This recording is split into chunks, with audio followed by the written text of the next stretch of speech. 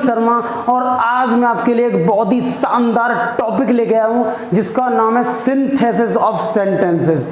इसका हम बहुत ज़्यादा यूज़ करते हैं और ये 11th और 12th क्लास के लिए बहुत ही इम्पोर्टेंट टॉपिक है और भी कंपटीशन एग्जाम्स के लिए भी बहुत ही ज़्यादा इम्पोर्टेंट है। तो चलिए पहले हम जानते हैं कि सिंथेसिस ऑफ सेंटेंस होता क्या है, ठीक है ना, जिसे हिंदी में बोलते हैं वाक्यों का विश्लेषण, ठीक है ना। यानी कि दो या दो से अधिक वाक्यों को एक वाक्य बनाना, दो या दो से अधिक वाक्यों को एक वाक्य बनाना ही सिंथेसिस ऑफ सेंटेंस कहलाता है, ठीक है ना। तो पहले तो बेसिक जानते हैं कि जब आप दो या दो से अधिक वाक्यों को एक वाक्य बनाते हो तो उसी को हम सिंथेसिस ऑफ सेंटेंस कहते हैं। तो चलिए हम देखते हैं कि क्या बताया गया। सिंथेसिस एक ऐसी प्रक्रिया है, सिंथेसिस एक ऐसी प्रक्रिया है जिसके द्वारा दो या दो से अधिक सिंपल सेंटेंस को मिलाकर एक सिंपल कॉम्प्लेक्स या कंपाउंड सेंटेंस बनाया जाता है, ठीक है ना। तो सिंथेसिस क्या है? सिंथेसिस एक ऐसी प्रक्रिया है जिसके द्वारा दो या दो से अधिक सिंपल सेंटेंस को मिलाकर, जब आप दो या दो से अधिक सिंपल सेंटेंस को मिलाओगे तो या तो एक सिंपल बनाओगे या एक कॉम्प्लेक्स या कंपाउंड सेंटेंस बनाया जाता है, उसे ही हम सिंथेसिस ऑफ सेंटेंस कहते हैं। तो क्या होता है सिंथेसिस ऑफ सेंटेंस? सिंथेसिस एक ऐसी प्रक्रिया है जिसके द्वारा दो या दो से अधिक सिंपल सेंटेंस को मिलाकर एक सिंपल या कॉम्प्लेक्स या कंपाउंड सेंटेंस बनाया जाता है, उसी को हम सिंथेसिस ऑफ सेंटेंस कहते हैं, ठीक है। हम बात करते हैं सिंथेसिस ऑफ सेंटेंस के काइंड्स ऑफ सिंथेसिस, ठीक है ना, काइंड्स ऑफ सिंथेसिस। तो सिंथेसिस के टोटल 3 काइंड्स होते हैं, ठीक है ना। सबसे पहले होता है synthesis simple sentence to simple, यानी कि सिंपल से सिंपल बनाना। सबसे पहले क्या होता है? सिंपल से सिंपल बनाना। उसके बाद होता है सिंपल से कॉम्प्लेक्स बनाना। सेकंड क्या है? सिंपल से कॉम्प्लेक्स बनाना। और थर्ड है सिंपल से कंपाउंड, जो इसमें बताया गया था, ठीक है ना। तो सिंपल से सिंपल बनाना, सिंपल से कॉम्प्लेक्स बनाना और सिंपल से कंपाउंड, यही 3 होते हैं। तो सबसे पहले हम स्टार्ट करेंगे सिंथेसिस ऑफ सिंपल सेंटेंसेस, ठीक है ना, सिंपल सेंटेंस की सिंथेसिस बनाना। तो चलिए इसका रूल्स क्या हैं, चलिए जानते हैं। दो या दो से अधिक सिंपल सेंटेंस को मिलाकर, दो या दो से अधिक सिंपल सेंटेंस को मिलाकर एक सिंपल सेंटेंस बनाया जाता है। जब आप दो या दो से अधिक सिंपल सेंटेंस को मिला लेते हो तो एक सिंपल सेंटेंस बनाया जाता है जिसमें एक फाइनाइट वर्ब की आवश्यकता होती है। जब आप दो या दो से अधिक सेंटेंस को मिलाओगे तो एक सिंपल सेंटेंस बन के तैयार हो जाएगा और इसमें एक फाइनाइट वर्ब की आवश्यकता होती है। अब आप सोच रहे होंगे फाइनाइट वर्ब क्या है? जैसे मैंने कहा कि आई प्ले, ठीक है ना, मैंने कहा ही प्लेज, वह खेलता है, मैंने कहा वह खेलता है, मैं खेलता हूं। तो फाइनाइट वर्ब होती है जो वर्ब सब्जेक्ट से प्रभावित होती है, जिसका सब्जेक्ट पर असर पड़ता है, यानी कि जो वर्ब सब्जेक्ट से प्रभावित होती है उसी को हम फाइनाइट वर्ब कहते हैं। जैसे आई है तो आई के संग मैंने प्ले लगाया, ठीक है, और ही था तो ही के संग मैंने प्लेस कर दिया। तो यहां से सब्जेक्ट से वर्ब में चेंजेस आया, तो वही हमारी फाइनाइट वर्ब होती है, ठीक है ना। सिंपल सेंटेंस की सिंथेसिस बनाने के लिए, जब आप सिंपल सेंटेंस की सिंथेसिस बनाओगे, ठीक है, तो इसमें मुख्य 8 विधियों का प्रयोग किया जाता है। टोटल 8 विधियों का आपके यूज करेंगे, ठीक है ना। तो कितनी विधियों का प्रयोग करेंगे हम? 8। तो सबसे पहले कौन सी विधि होगी? सबसे पहले आप इस पूरे कॉन्सेप्ट में यूज ऑफ पार्टिसिपल के बारे में जानेंगे, ठीक है ना। और उसके बाद हम जानेंगे बाय यूजिंग इन्फिनेटिव, इन्फिनेटिव का प्रयोग करके, बाय यूजिंग नॉमिनेटिव एब्सोल्यूट और नॉमिनेटिव एब्सोल्यूट का प्रयोग करके, और बाय यूजिंग जीरंड और नाउन का प्रयोग करके, और बाय यूजिंग नाउन या फ्रेज इन अपोजिशन का प्रयोग करके, और बाय यूजिंग एडवर्ब या एडवर्बियल फ्रेज का प्रयोग करके, और बाय यूजिंग एडजेक्टिव और एडजेक्टिव का प्रयोग करके, और बाय यूजिंग कंजक्शन एंड और कंजक्शन एंड का प्रयोग करके। तो इनको हम स्टेप बाय स्टेप पढ़ेंगे, ठीक है ना। तो इस वीडियो सेशन में आज हम पढ़ेंगे यूज ऑफ पार्टिसिपल, पार्टिसिपल का प्रयोग, जो बहुत ही ज्यादा यूजफुल है। इन 8 में सबसे ज्यादा जो यूजफुल है वो है यूज ऑफ पार्टिसिपल। तो चलिए इसको स्टार्ट करते हैं। और इससे पहले आप ये बिल्कुल शुरू से मैंने टॉपिक को स्टार्ट किया है, आप इसको यहाँ से अपनी फेयर नोटबुक को मेंटेन कर सकते हैं और यहाँ से पूरे रूल्स वगैरह लिख सकते हैं और अपनी एक नोटबुक बना सकते हैं, ठीक है ना।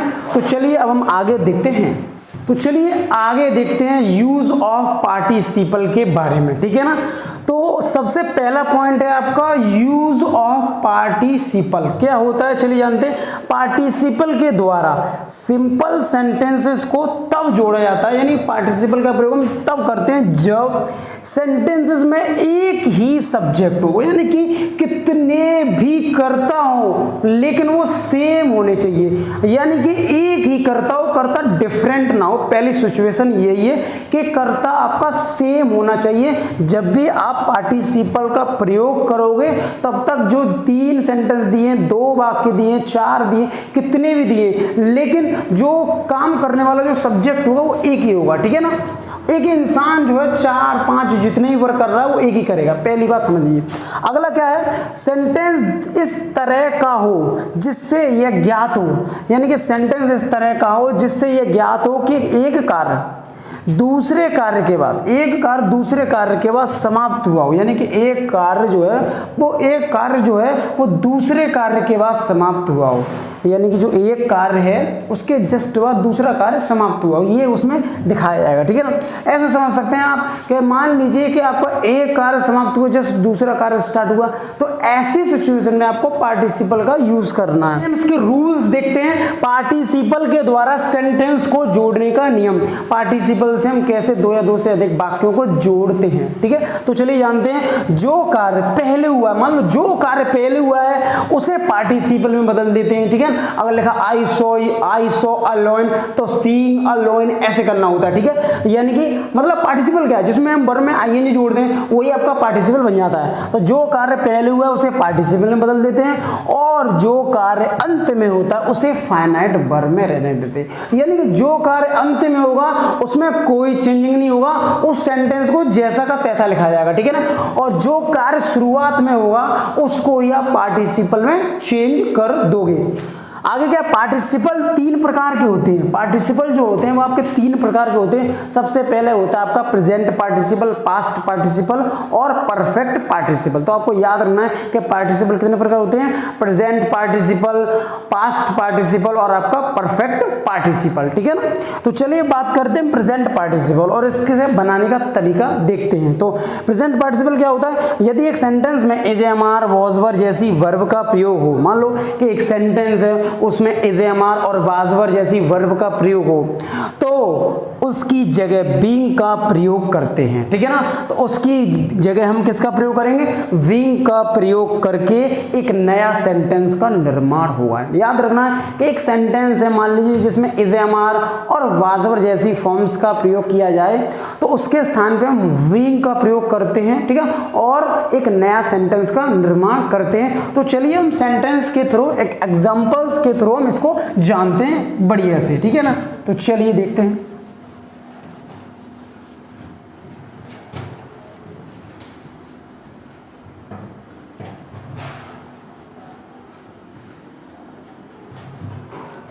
कुछ एग्जाम्पल्स लेते हैं। जैसे मैंने कहा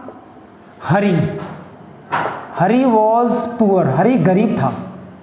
मैंने एग्जाम्पल लिया, हरी गरीब था और ही कुड नॉट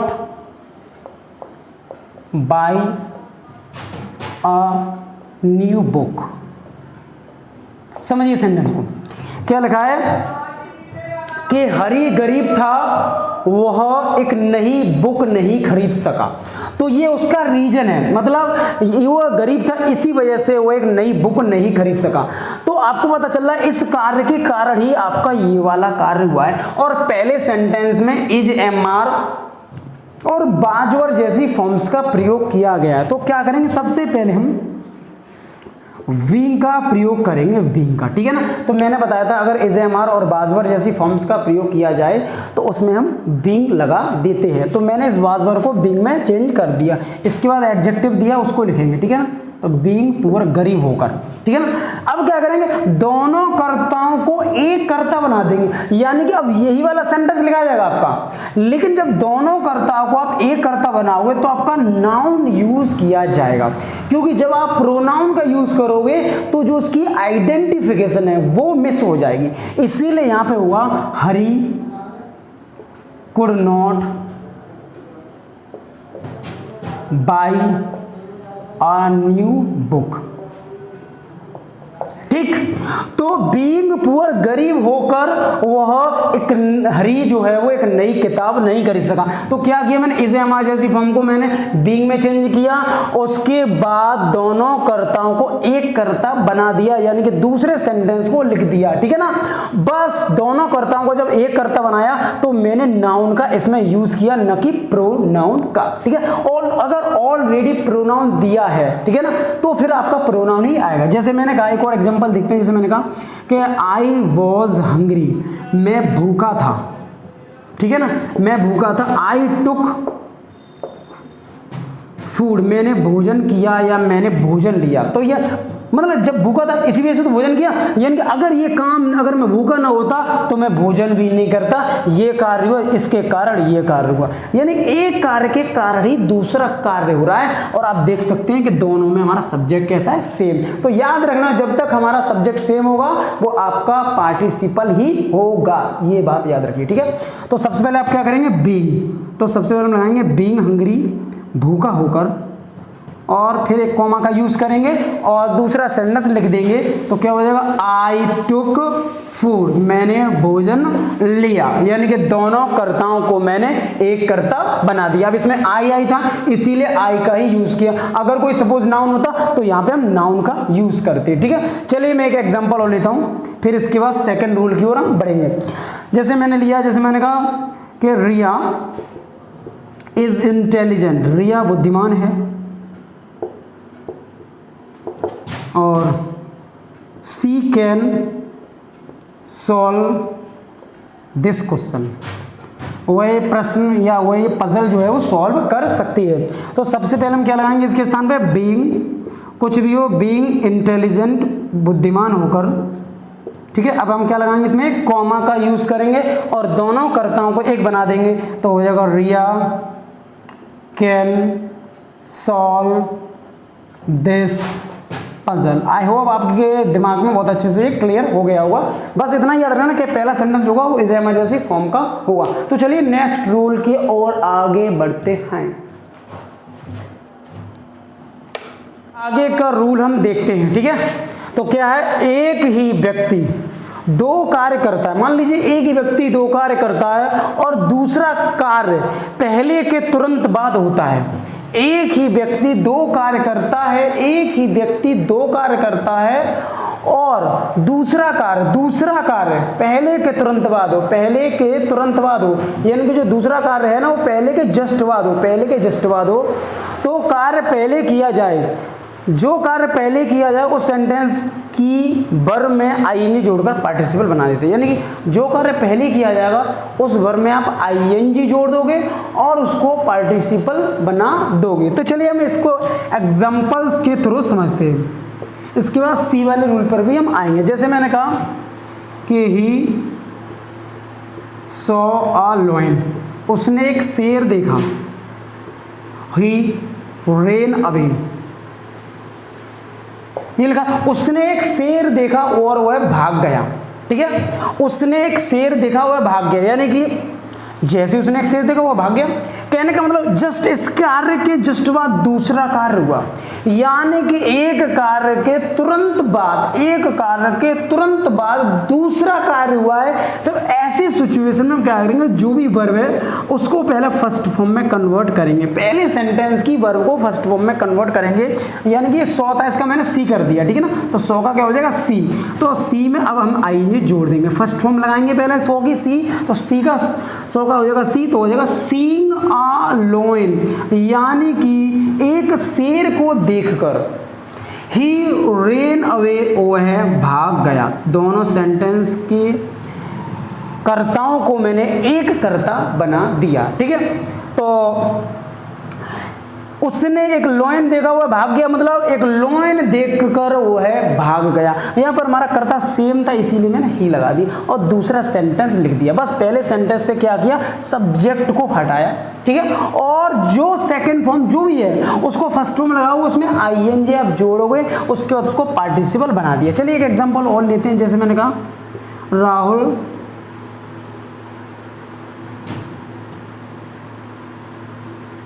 टुक माने लिया ए बैग, राहुल ने एक बैग लिया या एक बैग उठाया, ठीक है, और ही पिक्ड आउट आर्टिकल्स, और उसने क्या किया, उसने सामान निकाला, ठीक है ना। तो सबसे पहले राहुल ने एक बैग लिया और जब बैग लिया तो उसके उसने सामान निकाला, तो यानी कि एक जैसे उसने एक कार्य किया, समझ रहे हो, जैसे उसने एक कार्य किया जैसे उसके बाद उसने दूसरा कार्य किया। तो ऐसी सिचुएशन में हम क्या करेंगे, यही करेंगे, ठीक है ना। तो बस जैसे आपने इसको बनाया वैसे इसको बनाएंगे। तो हुआ टेकिंग, टुक की सेकंड फॉर्म होती है, फर्स्ट फॉर्म होती है टेक। तो टेकिंग अ बैग, एक बैग लेकर कॉमा लगाएंगे और दोनों कर्ताओं को एक कर्ता बना देंगे, तो हो जाएगा आपका राहुल पिक्ड आउट आर्टिकल्स, ठीक है ना। तो इस प्रकार से आप बड़ी इजीली कर सकते हैं, ठीक है ना। तो ये याद रखना है कि दोनों कर्ताओं को हमें एक कर्ता बनाना होता है। और अगर सिंपल सेंटेंस होता है जैसे is am are was were, जैसे सिंपल सेंटेंस हो, फर्स्ट सेंटेंस वह गरीब है तो बीइंग लगाएंगे, बीइंग पुअर, वह अमीर है तो बीइंग रिच, जो मैंने इससे पहले बताया था, ठीक है। तो अब हम बात करते हैं इसके आगे का, चलिए देखते हैं।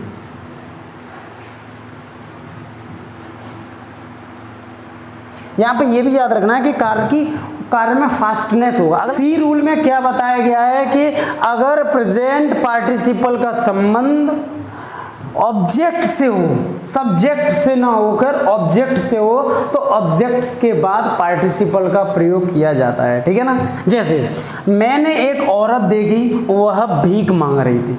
अब आप देख रहे होंगे कि अब तक मैंने जो सेंटेंसेस बनाए थे उसमें सब्जेक्ट के बारे में ही दूसरे सेंटेंस में बताया जा रहा था, मतलब अब तक सब्जेक्ट सेम थे। यहाँ पर क्या है, यहाँ पर जो दूसरे सेंटेंस में जो बताया जा रहा है वो ऑब्जेक्ट के बारे में बताया जा रहा है, ना कि सब्जेक्ट के बारे में। जब ऐसा हो, सब्जेक्ट के बारे में ना बता के ऑब्जेक्ट के बारे में बताया जाए सेकंड सेंटेंस में, तो ऑब्जेक्ट के बाद पार्टिसिपल का प्रयोग करते हैं। फिर से समझिए कि अगर कर्ता के बारे में ना बताया जाए सेकंड सेंटेंस में, अगर ऑब्जेक्ट के बारे में बताया जाए तो ऑब्जेक्ट के बाद पार्टिसिपल का प्रयोग करते हैं, ठीक है ना। इसका मतलब है कि मैंने एक औरत देखी, वह भीख मांग रही थी, यानी कि आई सॉ अ वुमन, मैंने एक औरत देखी भीख मांगते हुए, तो हो जाएगा बेगिंग।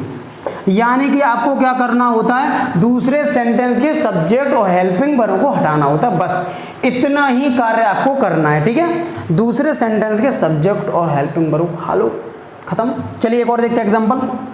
जैसे मैंने कहा सी, या मैंने कहा, मैंने ले लिया जैसे Ram met a boy, Ram एक लड़के से मिला और ही वॉज सेलिंग मैंगोज। देखिए, राम एक लड़के से मिला, वह आम बेच रहा था, ठीक है। तो यहां पर लड़के के बारे में बताया जा रहा है सेकंड सेंटेंस में, ठीक है ना, कि राम एक लड़के से मिला और वह आम बेच रहा था। तो यहां पर भी ऑब्जेक्ट के बारे में बताया जा रहा है। ज्यादातर सेंटेंस ऐसे ही लिखे होते हैं, ठीक है ना। जब ऑब्जेक्ट के बारे में बताया जाएगा तो आपको क्या करना है कि दूसरे सेंटेंस का सब्जेक्ट और हेल्पिंग वर्ब हटाना है, ठीक है ना। तो क्या होगा, Ram met a boy, Ram एक लड़के से मिला, सेलिंग माने बेचते हुए, मैंगोज माने आम, ठीक है ना। तो यही याद रखना है आपको, जब सब्जेक्ट के बारे में ना बता के ऑब्जेक्ट के बारे में बताया जाए तो ऑब्जेक्ट के बाद पार्टिसिपल का प्रयोग करना होता है। मोस्टली सेंटेंस भी ऐसे ही होते हैं, ठीक है ना, कि कर्ता डिफरेंट होगा और ऑब्जेक्ट के बारे में बताया जाएगा, और ज़्यादातर यही होगा कर्ता के बाद हेल्पिंग वर्ब बॉस दिया होगा और आईएनजी दी होगी, तो आपको सब्जेक्ट और हेल्पिंग वर्ब हटाना है, उसके बाद जो भी लिखा है सब कुछ लिख दो बस, ठीक है ना। आई होप आपके क्लियर हो गया होगा। तो चलिए अब हम आगे बढ़ते हैं। तक हमने कंप्लीट किया प्रेजेंट पार्टिसिपल, ठीक है ना। अब हम देखेंगे पास्ट पार्टिसिपल, ठीक है ना। तो चलिए स्टार्ट करते हैं, क्या होता है पास्ट पार्टिसिपल। यह सेंटेंस में थर्ड फॉर्म के रूप में प्रयोग किया जाता है, यह सेंटेंस में थर्ड फॉर्म के रूप में प्रयोग किया जाता है, और यह एडजेक्टिव का कार्य करता है, यानी कि इसमें एक थर्ड फॉर्म होगी, और जो थर्ड फॉर्म होगी ना वो एडजेक्टिव का कार्य करेगी, और उसको हम एडजेक्टिव के रूप में प्रयोग करेंगे। बस इतनी सी बात आपको याद रखना है कि इसमें क्या होगा कि एक थर्ड फॉर्म होगी वर्ब की थर्ड फॉर्म, ठीक है ना, उसको हम एडजेक्टिव के रूप में यूज करेंगे। बस इतनी सी बात आपको याद रखनी है, ठीक है ना। चलिए देखते हैं सेंटेंस। जैसे मैंने कहा कि आई सॉ अ लॉयन, मैंने एक शेर देखा, ठीक है, और इट वॉज या ही वॉज भी कर सकते हैं, ही वॉज बाउंडेड। तो सेंटेंस देखिए ध्यान से, मैंने एक शेर देखा और यह घायल था, मैंने एक शेर देखा यह घायल था। देखिए ये एक वर्ब है, और ये कौन सी फॉर्म है, वर्ब की थर्ड फॉर्म, ठीक है ना। तो वर्ब की थर्ड फॉर्म को हमें पहले सेंटेंस में एडजेक्टिव की तरह यूज करना, यानी कि लॉयन के बारे में बताया जा रहा है, ठीक है। तो लॉयन से पहले आपको वर्ब की थर्ड फॉर्म यूज करनी है। इसका मतलब है मैंने एक शेर देखा, इसका मतलब ये है कि और यह घायल था, यानी कि मैंने एक घायल शेर देखा। क्यों, एम आई राइट। तो क्या बनेगा, I saw a bounded lion, ये आपका कंप्लीट हो गया, ठीक। तो याद रखना है कि दूसरे सेंटेंस में ऑब्जेक्ट के बारे में विशेषता बताई जाए, और वो भी थर्ड फॉर्म के रूप में, तो उस थर्ड फॉर्म को एडजेक्टिव के रूप में यूज करते हैं, नाउन से पहले यूज करना होता है, बस और कुछ नहीं, ठीक है। मैंने एक लॉयन देखा, यह घायल था, यानी कि मैंने एक घायल शेर देखा। एक और देखिए एग्जांपल, जैसे मैंने कहा ही गॉट अ मोबाइल, उसे एक मोबाइल मिला, और इट वॉज लॉस्ट, मतलब खोया हुआ, यानी कि उसे एक मोबाइल मिला और यह खोया हुआ था, मतलब उसे एक खोया हुआ मोबाइल मिला। देखिए यहाँ पर भी मोबाइल के बारे में बताया जा रहा है थर्ड फॉर्म के रूप में, तो उस थर्ड फॉर्म को हम नाउन से पहले यूज करेंगे एडजेक्टिव की तरह। तो क्या बनेगा, he got a lost mobile, उसे एक खोया हुआ मोबाइल मिला। तो नाउन से पहले इसका यूज कर लिया। तो आप देख सकते हैं कि दोनों सेंटेंस का अर्थ भी सेम है, कोई परिवर्तन नहीं हो रहा है। हमें हम सीख ही क्या रहे हैं कि दो या दो से अधिक वाक्यों को एक वाक्य बनाना, और अर्थ भी चेंज ना हो। तो बताइए ये बोलना ज्यादा बेटर है ये, तो आप कहोगे सर सेकंड वाला बेटर है। तो यही तो सीखना है हमें। सिंथेसिस सीखने का मतलब है कि ज्यादा वाक्यों में हम जो बातों को बोलते हैं ना, उसको हम एक वाक्य में कैसे बोले, कम शब्दों में उस बात को हम कैसे बोले और अच्छे तरीके से, यही सिंथेसिस है, ठीक है ना। तो चलिए अब हमारा लास्ट टॉपिक और है हमारा पार्टिसिपल का, वो है हमारा परफेक्ट पार्टिसिपल। चलिए इसको भी देख लेते हैं। तो चलिए अब हम लास्ट पार्टिसिपल का टॉपिक देखते हैं, वो आपका परफेक्ट पार्टिसिपल। चलिए क्या है देखिए, जानते हैं। एक ही व्यक्ति दो कार्य करता हो, अब तक यही हो रहा है कि एक ही व्यक्ति दो कार्य करता हो और दूसरा कार्य पहले कार्य के समाप्त होने के बाद प्रारंभ हो, यानी कि जो दूसरा कार्य है, जैसे मान लो कि एक कार्य समाप्त हो गया, उसके बाद दूसरा कार्य प्रारंभ हुआ। एक कार्य के समाप्त होने के बाद दूसरा कार्य समाप्त हुआ हो, तो और कार्य में तेजी ना हो, और कार्य स्लो हुआ हो, स्लो कार्य में तेजी ना हो, तो सब्जेक्ट को हटाकर, पहला जो कार्य होता है उसमें सब्जेक्ट को हटाकर एक्टिव वॉइस में हैविंग प्लस थर्ड फॉर्म का प्रयोग करते हैं। पैसिव बॉय में having been plus third form का प्रयोग करते हैं। याद रखिए एक्टिव बॉयज में हम हैविंग प्लस थर्ड फॉर्म का प्रयोग करेंगे और पैसिव बॉय में having been plus third form का प्रयोग करते हैं। ठीक है, तो चलिए एग्जाम्पल से इसको समझते हैं। जैसे मैंने लिखा कि ही रोट अ लेटर, उसने एक पत्र लिखा और ही पोस्टेड इट, और उसने इसको पोस्ट किया। देखिए उसने एक पत्र लिखा और उसने इसको क्या किया, पोस्ट किया। तो देखिए सबसे पहले तो उसने पत्र लिखा होगा, जैसे मान लीजिए एक इंसान है, इसने सबसे पहले पत्र को लिखना स्टार्ट किया होगा। ठीक है, ऐसे करके इसने एक पत्र लिखा। ठीक है, इसने एक पत्र लिखा और जब इसने पत्र लिख लिया उसके बाद इसने ये पोस्ट करने गया, यानी कि इसने इसको पोस्ट किया। तो आप देख सकते हैं कि इस कार्य में तेजी नहीं है। तो ऐसी सिचुएशन में आप क्या करेंगे, परफेक्ट पार्टिसिपल का प्रयोग करेंगे, यानी कि सबसे पहले आप लगाएंगे हैविंग, उसके बाद थर्ड फॉर्म लगाएंगे। थर्ड फॉर्म ये सेकंड फॉर्म है और थर्ड फॉर्म क्या होती है, रिटन। रोट की थर्ड फॉर्म होती है रिटन। तो हैविंग रिटन अ लेटर, एक पत्र लिखकर, कॉमा, अब दूसरा सेंटेंस लिख देंगे ही पोस्टेड इट, हो गया। ठीक है ना, तो दोनों कर्ता को बार बार हम यही काम कर रहे हैं, एक कर्ता बना रहे हैं, कर्ता सेम है इसीलिए दूसरा सेंटेंस लिख दिया। ठीक है ना, और अगर नाउन होता तो यहाँ पे हम नाउन ले लेते। ठीक है, क्या किया मैंने, सेकंड फॉर्म थी, सबसे पहले हैविंग लगाया और सेकंड फॉर्म को थर्ड फॉर्म में चेंज किया, क्योंकि हमें क्या होता है, करना होता है हैविंग के बाद थर्ड फॉर्म लगानी होती है। तो हैविंग थर्ड फॉर्म लगाया, हैविंग थर्ड फॉर्म यानी हैविंग रिटन अ लेटर, यानी एक पत्र लिखकर उसने इसको पोस्ट किया। दोनों का मीन्स एकदम सेम है। एक और बात, यहाँ पर प्रेजेंट पार्टिसिपल भी सेम रहता है। कभी कभार बच्चे कंफ्यूज होते हैं कि सर ये तो प्रेजेंट पार्टिसिपल भी लग रहा है, क्यों? अगर आप कंफ्यूज हो रहे हैं ना, तो एक तरीका ये है कि आप इसको प्रेजेंट पार्टिसिपल से भी बना सकते हैं, ऐसे writing a letter comma he posted it. अगर कंफ्यूजन है आपके अंदर, अगर एग्जाम्स में कंफ्यूजन है, तो आप अगर उस प्रकार से भी इसको बनाएंगे तो आपका सही जाएगा, गलत नहीं हो सकता है, समझ लीजिए। ठीक है, तो ये भी ठीक है, क्या, writing a letter comma he posted it. ठीक है, बाकी यहाँ से हमें पता चल रहा है कि ये परफेक्ट पार्टिसिपल ही है, बाकी इससे भी यूज किया जा सकता है। ठीक है, चलिए एक और देखते हैं। जैसे मोहन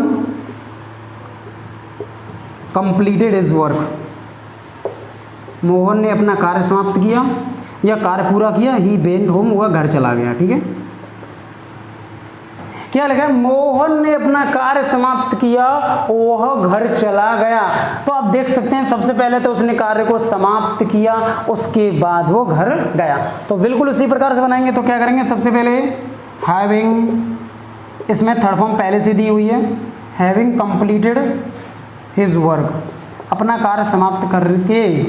अब क्या करेंगे, दोनों कर्ताओं को एक कर्ता बनाएंगे, लेकिन यहाँ पे नाउन है इसीलिए ही के स्थान पे क्या आ जाएगा, मोहन। तो हो जाएगा Mohan went home, Mohan went home. Okay, समझ गए होंगे, दोनों कर्ताओं को एक कर्ता बनाया, बिल्कुल सेम है। तो याद रखना है, ये तो था हमारा एक्टिव वॉइस। ये कैसे पता चलेगा हमारा पैसिव बॉय, यहाँ लिख सकते हैं ये हम एक्टिव वॉइस वाले सेंटेंस देख रहे हैं। कैसे पता करोगे ये पैसिव वॉइस है, बताइए। तो पैसिव बॉय को पता करने के लिए आपको क्या करना पड़ेगा, बाज और थर्ड फॉर्म देखना पड़ेगा। अगर सेंटेंस में पैसिव बॉय में क्या होगा, चलिए मैं दिखाता हूं आपको एग्जांपल के थ्रू। पैसिव बॉय में क्या होगा, देखिए, सब कुछ नोट करते आएंगे, थोड़ा समय के लिए पॉज कर सकते हैं।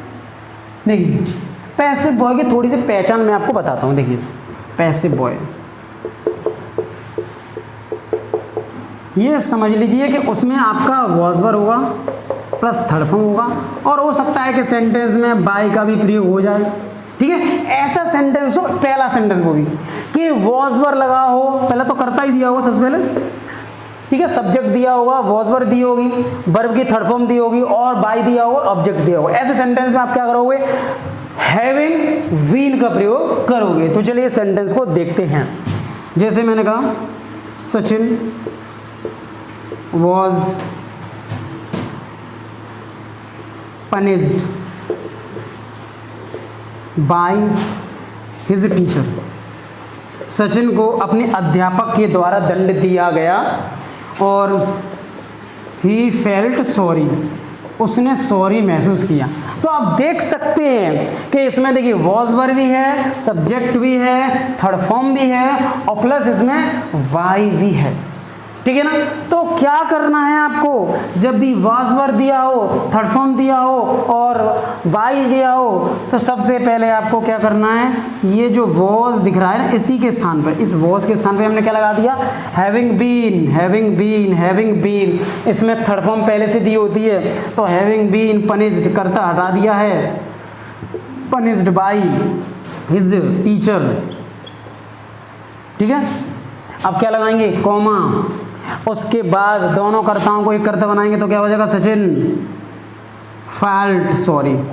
कर्ता दोनों में सेम ही है, ध्यान से देखिए, सचिन को उसके टीचर के द्वारा दंड दिया गया और उसने सॉरी महसूस किया, यानी कि टीचर के द्वारा दंड देने से उस सचिन ने जो था वो सॉरी महसूस किया। तो क्या किया हमने, हैविंग बीन लगा दिया पैसिव बॉय में, ठीक है, और दोनों कर्ताओं को हमने एक कर्ता बना दिया, यानी कि सेकंड वाले सेंटेंस को लिख दिया। तो ज़्यादातर पैसिव बॉय का सेंटेंस ऐसा ही होगा, बाई जरूर दिया होगा, तो आप उसकी बड़ी इजीली आइडेंटिफिकेशन कर सकते हैं कि आपका पैसिव बॉय में है, ठीक है। आई होप ये आपका पार्टिसिपल ऑफ सेंटेंस पूरी तरह से फिनिश हो चुका है, और कोई भी आपके डाउट्स हो उसको क्लियर कर सकते हैं कमेंट बॉक्स में, कोई भी आपका कोई भी प्रॉब्लम्स हो उसको शेयर कर सकते हैं, ठीक है। डिस्क्रिप्शन बॉक्स में मैंने आपके लिए 15 सेंटेंस बनाए हैं, सिंपल सेंटेंस बनाने के लिए, और मैंने एक एक्सरसाइज दी है जो आपकी यूज ऑफ पार्टिसिपल की है, जो जिस पर इसी बेस पर है, ठीक है,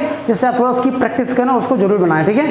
सो मिलते हैं नेक्स्ट वीडियो में। Thank you very much for watching my video, और इसको ज़्यादा से ज़्यादा शेयर कर दीजिए, ओके।